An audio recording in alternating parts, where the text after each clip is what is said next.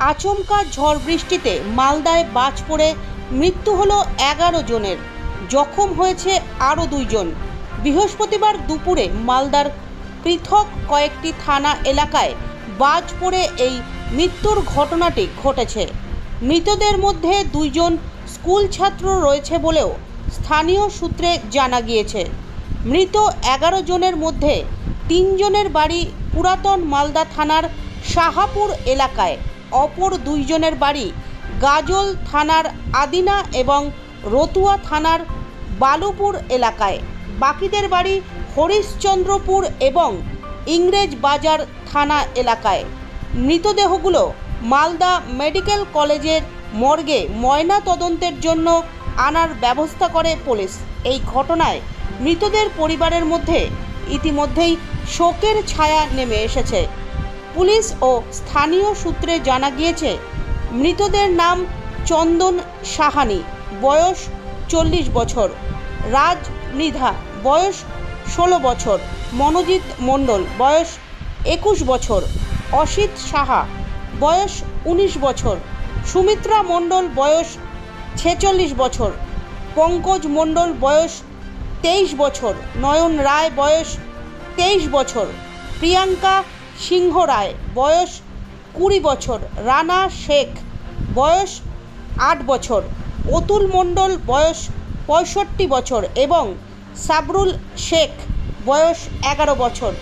মৃতদের মধ্যে প্রথম 3 জনের বাড়ি পুরাতন মালদা থানার শাহাপুর এলাকায়, অপর 2 জনের বাড়ি গাজল থানার আদিনা এবং রতুয়া থানার বালুপুর এলাকায়। এছাড়াও হরিশ্চন্দ্রপুরের নয়ন রায়, প্রিয়াঙ্কা রায়, এই 2 জন দম্পতি জমিতে পাটের চাষ করার সময় বাজ পড়ে মারা গিয়েছে। 8 বছর এবং 11 বছর বয়সী 2 জন নাবালক রয়েছে এর মধ্যে। তাদের বাড়ি মানিকচক থানার হাড্ডাটোলায় এলাকায়। অপর মৃতদের বাড়ি ইংরেজ বাজার এবং মানিকচক থানা এলাকায়। পাশাপাশি বাজ পড়ে আহত হয়েছেন ফতেমা বিবি, বয়স 35 বছর এবং দুলু মণ্ডল, বয়স 45 বছর। এদের বাড়ি ইংরেজ বাজার থানার বুধিয়া এলাকায়। পুলিশ ও স্থানীয় সূত্রে জানা গিয়েছে, মৃত অসিত সাহা এবং রাজ মৃধা দুজনেই 10ম এবং একাদশ শ্রেণীর ছাত্র।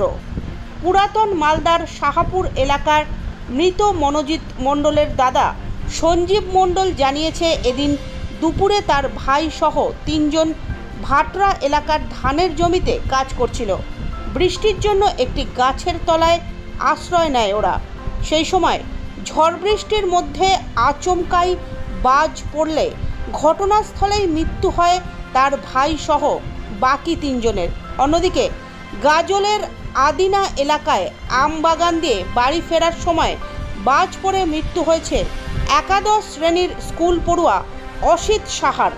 অন্যদিকে একইভাবে জমিতে ধান কাটার সময় আচমকাই ঝড় বৃষ্টিতে বাজ পড়ে মৃত্যু হয় রতুয়া থানার বালুপুর এলাকার গৃহবধূ সুমিত্রা মণ্ডলের। মৃতদেহগুলি ময়নাতদন্তের জন্য ইতিমধ্যেই মালদা মেডিকেল কলেজের মর্গে আনার ব্যবস্থা করেছে পুলিশ।